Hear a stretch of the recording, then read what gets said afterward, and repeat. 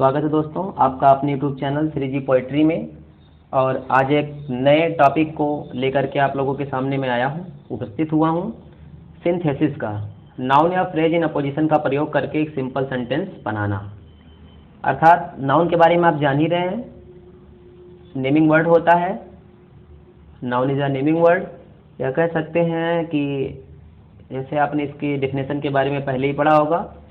Noun is the name of place person or things. किसी व्यक्ति वस्तु अथवा स्थान के नाम को संज्ञा कहते हैं। और फ्रेज का मतलब होता है a group of words that does not contain a subject और वर्ब। अर्थात शब्दों का समूह होता है, शॉर्ट समूह होता है जिसमें सब्जेक्ट या वर्ब नहीं होती। जैसे स्टैंड अप, कम इन, गो आउट, ऐसे शब्द उसको फ्रेज बोलते हैं।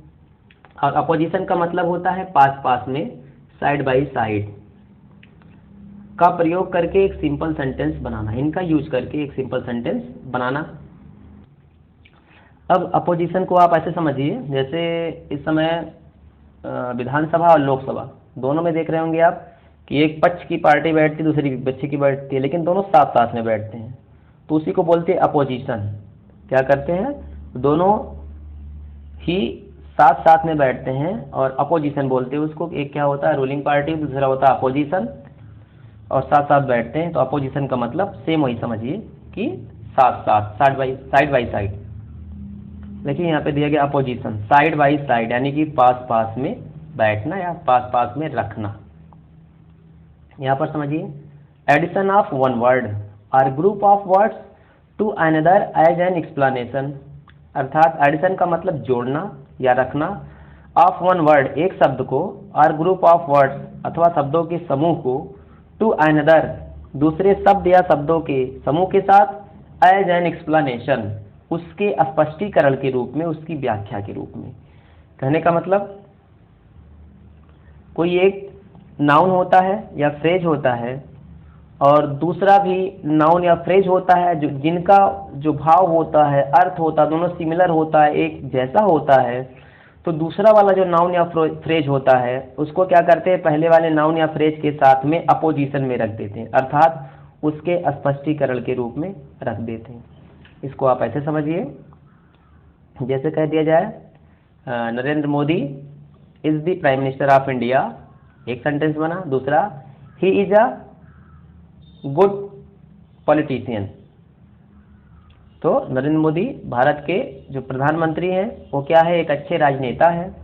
तब यहाँ पर देखेंगे जो नरेंद्र मोदी है वो भारत के प्रधानमंत्री, जो ये the prime minister of India है, ये एक एक्सप्लेनेशन दे रहा है नरेंद्र मोदी का।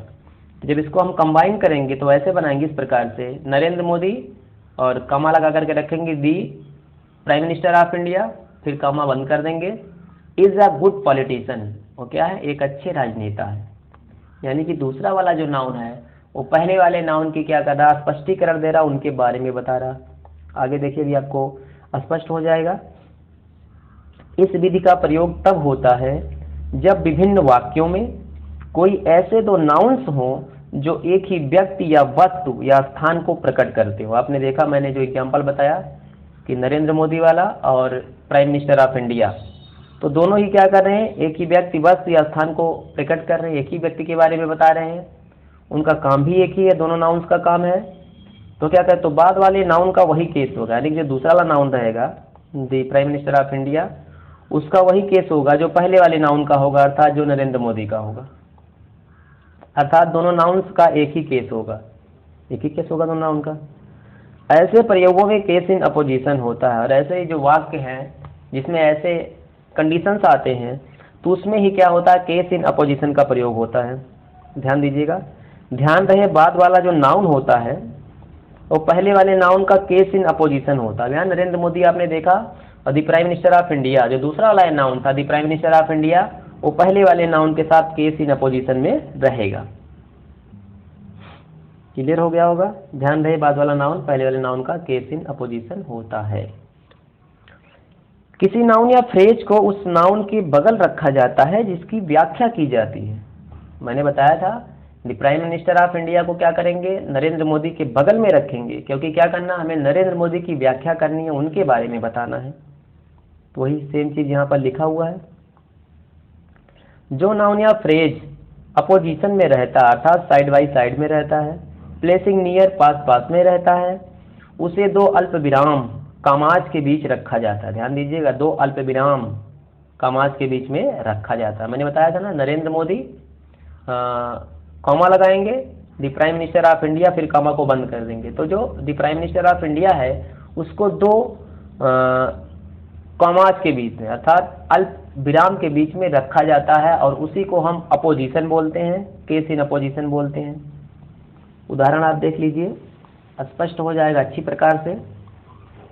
Suresh is a teacher, he is very gentle. माफ कीजिएगा, तो Suresh is a teacher, Suresh क्या है, एक अध्यापक है। ही इज वेरी जेंटल, वह बहुत सज्जन है। तो यहाँ पर सुरेश भी एक नाउन है, टीचर भी एक नाउन है। सुरेश प्रॉपर नाउन है, टीचर कॉमन नाउन है। लेकिन ये जो टीचर है ये सुरेश को मॉडिफाई कर रहा है, इनको एक्सप्लेन कर रहा है, स्पष्टीकरण दे रहा है सुरेश के बारे में। तो जब इसका बनेगा और टीचर दूसरा वाला नाउन है तो ये क्या रहेगा, अपोजिशन में हो जाएगा, किसके साथ, सुरेश के साथ। तो सुरेश और कॉमा लगाएंगे और टीचर फिर कॉमा बंद करेंगे, इज वेरी जेंटल, वो क्या है, बहुत सज्जन है। सुरेश एक अध्यापक जो कि है वो बहुत सज्जन है। तो आ टीचर क्या है, अपोजिशन में हो गया और इसे हमने कॉमा के बीच में रखा है ताकि स्पष्ट हो जाए। और ये रूल भी होता है कि जो अपोजिशन बनता है उसको हम क्या करते हैं, कॉमा के बीच में रखते हैं। देखिए आगे, उपरोक्त वाक्य में टीचर एक नाउन है जो दूसरे नाउन सुरेश की व्याख्या करता है। ध्यान दीजिएगा, मैंने बताया पहले आपको कि टीचर भी एक नाउन है, जो कौन सी नाउन है, कॉमन नाउन है। और दूसरा सुरेश भी क्या है, एक नाउन है जो क्या है, प्रॉपर नाउन है। और ये टीचर शब्द जो है ये इस सुरेश जो है नाउन है, प्रॉपर नाउन है, इसकी व्याख्या करता है। तो इसीलिए टीचर को हम क्या करते हैं, अपोजिशन में कर देते हैं। अब देखिए, अतः टीचर सुरेश के साथ अपोजिशन में है, यानी साइड बाय साइड है, पास पास में है। या यूँ कह सकते हैं कि जो टीचर है वो सुरेश को एक्सप्लेन कर रहा है या उनके बारे में एक्सप्लेनेशन दे रहा है कि सुरेश की डेजिग्नेशन क्या है, वो एक टीचर है, उनके बारे में बता रहा है। अगला देखेंगे, Kapil Dev was our captain, he scored a century. Kapil Dev हमारे कप्तान थे, उन्होंने क्या किया, शतक बनाया। देखिए ध्यान से, Kapil Dev noun, our captain noun, Kapil Dev proper noun, our captain क्या है, आवर कैप्टन क्या है, आवर कैप्टन कॉमन नाउन है। तो ये क्या कर रहा है, जो आवर कैप्टन है ये कपिल देव के बारे में एक्सप्लेनेशन दे रहा है, बता रहा है इनके बारे में कि कैसे हैं ये। तो देखिए कपिल देव, और इसी को अपोजिशन में रखेंगे आवर कैप्टन को, इसलिए मैंने अलग पेन से कर दिया इसको। कपिल देव क्या करेंगे, कॉमा लगाएंगे, आवर कैप्टन फिर कॉमा को बंद करेंगे, स्कोर्ड अ सेंचुरी, अर्थात कपिल देव हमारे कप्तान ने क्या किया, शतक बनाया। अब जो हमारे कप्तान है ये कपिल देव के बारे में बता रहे हैं, इनको एक्सप्लेन कर रहे हैं। तो आवर कैप्टन को क्या करेंगे, हम अपोजिशन में कर देंगे। अगला देखिए, इसमें मैंने नीचे लिखा भी, उपरोक्त वाक्य में कैप्टन एक नाउन है। कौन सा नाउन है भाई, कॉमन नाउन है, जो दूसरे नाउन कपिल देव की व्याख्या करता है। दूसरे नाउन कपिल देव जी क्या है, प्रॉपर नाउन है, इनकी व्याख्या करा, कपिल देव के बारे में बता रहा है। तो हम कैप्टन को क्या करेंगे, अपोजिशन में कर देंगे, कोई दिक्कत नहीं, कॉमा लगा करके करेंगे, याद रखिएगा। और जब भी लगेगा ये तो कपिल देव के साथ में लगेगा, इसका मतलब ही होता है अपोजिशन का साइड बाई साइड, पक्ष और विपक्ष दोनों एक साथ बैठते हैं। Ravi was the best boy in the class, he was the monitor. ध्यान दीजिएगा, रवि कक्ष में सबसे अच्छा लड़का था, वह क्या है, कक्ष का मॉनिटर है। अब ध्यान दीजिएगा, रवि, अब अगर आपने एक गेस लगाया होगा कि यहाँ पे आएगा, बार बार इसी पे आएगा, नहीं, ऐसा नहीं हो सकता, दूसरे वाले भी सेंटेंस में आ सकता है। देखिए यहाँ पर मिलेगा रवि, और इसको मॉडिफाई क्या करा, इनके बारे में एक्सप्लेनेशन क्या दे रहा, दी मॉनिटर, ये दे रहा मॉनिटर। तो क्या करेगा, अपोजिशन में हो जाएगा, किसके साथ, रवि के साथ। तो रवि कॉमा लगाएंगे, दी मॉनिटर फिर कॉमा बंद करेंगे, was the best boy in the class. Ravi जो कक्ष का मॉनिटर है वो कक्ष का सबसे अच्छा लड़का है, कंफर्म हो गया होगा। अगला, Tagore was the author of Gitanjali, he was a great poet of India. ध्यान दीजिएगा, टैगोर जो गीतांजलि के लेखक हैं वह भारत के एक महान कवि थे। माफ कीजिएगा, थे यहाँ भी होगा। टैगोर जो गीतांजलि के लेखक थे, अब इस समय नहीं है, स्वर्गीय हो चुके हैं। काफ़ी महान कवि थे, आप जानते हैं इनके बारे में। जनगण मन भी यानी कि हमारा नेशनल एंथम भी इन्होंने ही लिखा था। और क्या बता रहे हैं कि टैगोर जो गीतांजलि के लेखक थे वह भारत के एक महान कवि थे। तो यहाँ पर इनकी जो एक्सप्लेनेशन दे रहा है, इनके बारे में बता रहा है, इनको हाईलाइट कर रहा हो, क्या दिया था गीतांजलि कि गीतांजलि के लेखक इसी को लिख करके मशहूर हो गए और आज अमर हो गए हमारे बीच में। तो दी अथर ऑफ गीतांजलि, इसको क्या करेंगे, टैगोर के साथ में हम अपोजिशन में रखेंगे। तो हो जाएगा टैगोर कामा लगाएंगे, दी अथर ऑफ गीतांजलि कामा बंद करेंगे, was a great poet of India, Bharat के एक महान कवि थे। टैगोर गीतांजलि के लेखक भारत के एक महान कवि थे।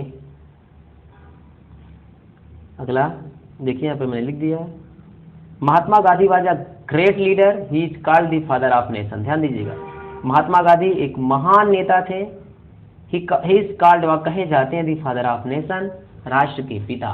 तो ध्यान दीजिएगा, आज भी कहे जाते हैं और एक महान नेता थे, स्वर्गवासी हो चुके हैं, उन्हें हम लोग बापू भी कहते थे। देखिए, तो महात्मा गांधी एक महान नेता थे और द फादर ऑफ नेशन क्या है, इनकी उपलब्धि है, इनको मिला है, इनके बारे में एक्सप्लेन करता है, इनको बताता है, इनके साथ में जुड़ा हुआ है। जहाँ कहीं भी द फादर ऑफ नेशन लिखा जाएगा तो महात्मा गांधी का नाम आ जाएगा ऑटोमेटिक। तो क्या करेंगे, द फादर ऑफ नेशन को महात्मा गांधी के साथ में क्या करेंगे, हम अपोजिशन में कर देंगे। तो महात्मा गांधी कामा लगाएंगे, द फादर ऑफ नेशन फिर कामा लगाएंगे, वाज अ ग्रेट लीडर, एक महान नेता थे। महात्मा गांधी राष्ट्र के पिता, एक महान नेता थे, अब हमारे बीच में नहीं है, स्वर्गीय हो चुके हैं। तो आपको समझ में आ गया होगा कि अपोजिशन क्या होता है, फ्रेज क्या होता है, नाउन आप जानते ही थे, और कैसे अपोजिशन बनाते हैं। अपोजिशन का सीधा मतलब होता है कि पहले वाले नाउन के बारे में व्याख्या बताना, जो उसको एक्सप्लेन करे, उसके साथ में क्या करते हैं हम, साइड बाई साइड यानी अगल बगल में रख करके कामा लगा के रख देते हैं और उसी के बारे में व्याख्या करता है, और इस प्रकार से बन जाता है हमारा एक सिंपल सेंटेंस। सेपरेट मिलता है, उसे हम कंबाइन करके बना देते हैं। तो मैंने एग्जाम्पल के द्वारा भी आपको समझा दिया। बाकी मैंने जितने भी इसके रूल्स हैं, जितने भी टॉपिक थे, मैंने आपको बता दिया, माफ कीजिएगा, और आपको समझ में आ गया होगा। और यदि थोड़ा सा भी कहीं आपको ऐसा लगता हो, जो चीज़ें छूट गई हो, आपको समझ में ना आ रही हो, तो एक बार वीडियो को फिर से देख लीजिएगा, तो पूर्ण रूप से आपको समझ में आ जाएगा। बाकी इससे संबंधित जो एग्जाम्पल्स हैं मैं अगले वीडियो में आपके साथ लेकर के आऊँगा और शेयर करूँगा। और यदि आपको वीडियो अच्छी लगी हो, आपको समझ में आया हो, तो लाइक, शेयर और कमेंट अवश्य करें। और ऐसे ही नए नए वीडियोज पाने के लिए चैनल को सब्सक्राइब अवश्य कर लें और दूसरों तक भी इसे शेयर करें। थैंक यू, मिलते हैं नेक्स्ट वीडियो में, बाय।